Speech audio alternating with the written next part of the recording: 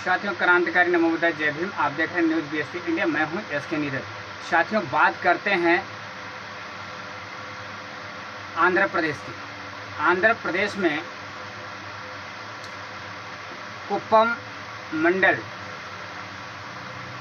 के नारायणपुरम गांव में सोमवार को एक अप्रिय घटना घटी है। एक गरीब व्यक्ति एक साहूकार से 80,000 रुपये उधार लेता है और उधार चुका नहीं पाता है। वह गांव छोड़ करके चला जाता है। साथियों, उस पैसे को उसका परिवार चुकाने के लिए तैयार है। हर महीने ब्याज और कुछ पैसे वापस उसकी पत्नी कर रही थी, लेकिन इस महीने वह ब्याज के पैसे नहीं दे पाई। तो गांव में गई थी अपने बच्चे को एडमिशन के लिए प्रमाण पत्र लेने के लिए।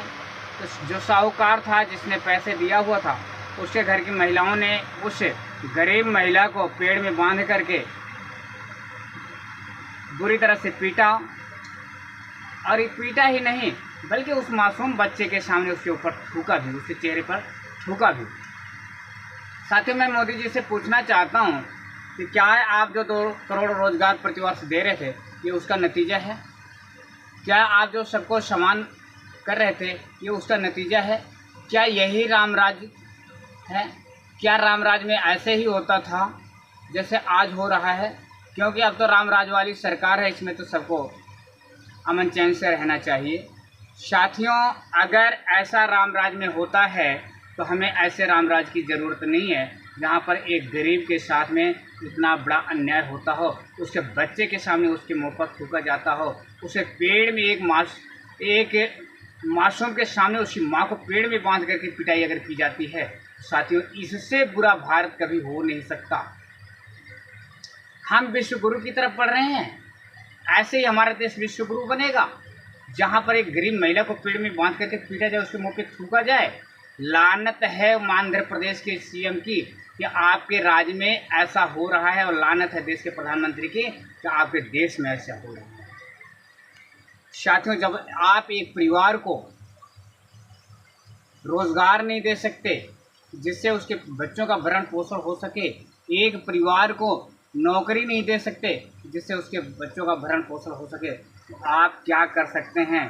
साथियों, मैं निवेदन करूंगा आंध्र प्रदेश की सरकार से, उस मासूम बच्चे का भविष्य क्या होगा जिसने ये देखा है कि मेरी माँ को मेरे सामने पेड़ में बांध करके पीटा जा रहा है और उसके मुंह पर थूका जा रहा है।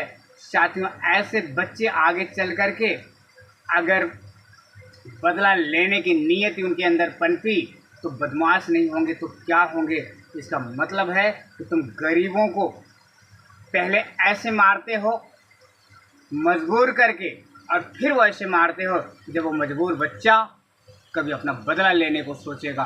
तो साथियों, ऐसा ना हो।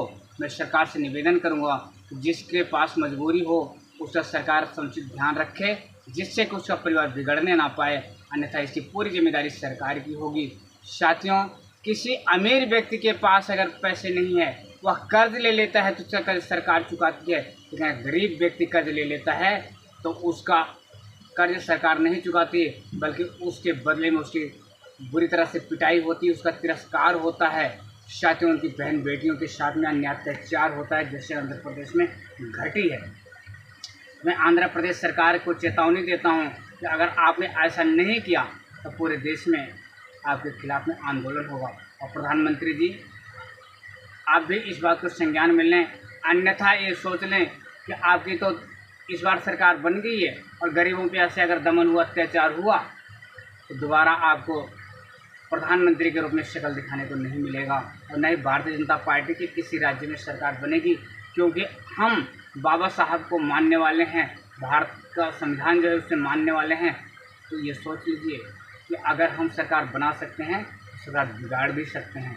इसलिए मेरा निवेदन है कि जिस महिला का शोषण हुआ है, दमन हुआ है, जिस मासूम बच्चे का उसकी माँ के और उसके सामने उसकी माँ का अपमान हुआ है, उसे रोज़गार दिया जाए और उस 80,000 का जो कर्ज है उसे सरकार चुकाए, जिससे कुछ महिला को निजात मिल सके और जिन महिलाओं ने उसे पेड़ में बांध करके पीटा, उसके मुँह पे थूका है, उन्हें तत्काल में जेल में डाला जाए, जिससे कि दूसरी कोई महिला ऐसी हरकत ना कर सके। और पूरे साहूकार परिवार को, जो धन्ना सेठ साहूकार परिवार है, अपने आप को जो मानता है कि मैं धन्ना सेठ हूँ, उस पूरे परिवार को दंडित किया जाए, जिससे कि दूसरा परिवार कभी किसी गरीब के साथ में ऐसी घटना को अंजाम ना दे सके।